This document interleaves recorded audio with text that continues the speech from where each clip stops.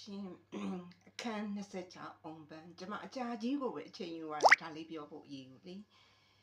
ဖန်တီးထားတဲ့ရေးသားခြင်းဆန်ဆန်လို့ပြောရမှာပါပန်းပါတယ်လေ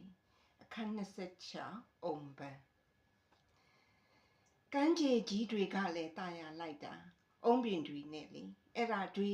လေယဉ်ကျေးမှုအမွေတွေလို့ဘယ်သူမှလည်းမတွေးကြပါလားနင်းနီ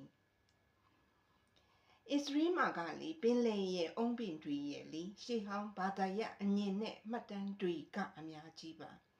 ယုခဗေဒဘာသာရပ်နဲ့ဆိုရင်တော့အုံးပင်အမျိုးအစားအများကြီးရှိတယ်လေထမ်းပင်လဲပါတာပေါ့နော်ပေပင်လဲရှိတယ်လေ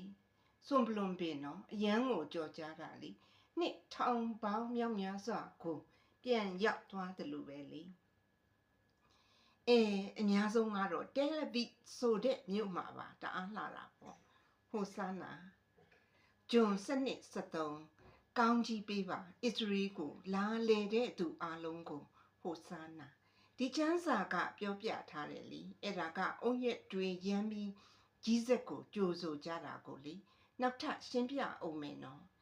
အဲ့ဒါကဟိုဆာနာဆိုတာကအခုကဲတင်မှာတဲ့အုံလက်တွေကတော့အောင်မြင်မှုနဲ့အနိုင်ရမှုပါအလဲလာသူများကိုကြိုဆိုတာပါသေးတယ်နော်ရိုးဖြောက်မှုဇလံ62စနစ်ကျန်းစာမှာအဲ့ဒါကတော့အမှန်လောက်တာကတော့အုံးပင်နဲ့တူတာတဲ့စွန်ပလွန်ပင်မှာဇလံစန်ဒီရှိသေးတယ်လीကြီးစက်ကိုကြိုဆိုတဲ့နေ့ပါဘယင်အဖြစ်လေဟီဘရူးတွေရဲ့ယဉ်ကျေးမှုအမွေတွေလေအုံးစွန်ပလွန်ပင်နော်ပါရှိတယ်လေတမိုင်းရပဲဖြစ်ဖြစ်ရှေးဟောင်းအမြင်ရပဲဖြစ်ဖြစ်ဆိုလိုမွန်ဘယင်ကြီးကာလပေါ့ပထမဖျားเจ้าကိုအုံးလက်ရာတွေနဲ့ခြေတထားတာလေအဲ့ဒီဖျားเจ้าကအခုတင်ပယ်မောင်လေဟိုဆန်းနာကိုဆက်သွားမယ်နော်ခြုံကြည့်ရင်သူ့ကိုပတ်ဆိုပါလို့ခေါ်ပါသေးတယ်ဂျူးလူမျိုးတွေရဲ့အမြင်လေ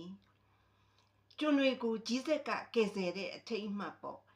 အီစတာအနေနဲ့လည်းတူပါတယ်ခရစ်ယာန်အားလုံးကြီးဟိုဆန်းနာပါအစ္စရေးကိုလာရင်လေအုံးလက်တွေရမ်းပြီးနောက်ထပ်လာမဲ့သူကိုကြိုဖို့မမေ့နဲ့နော်တကဘာလုံးကသူတွေကိုလေနီနီဦးအန်ပီပုတ်ကလိကသူတေသနစာရန်ပြုစုသူနီနီ NGO ဘက်တယ်ကျေးဇူးပါ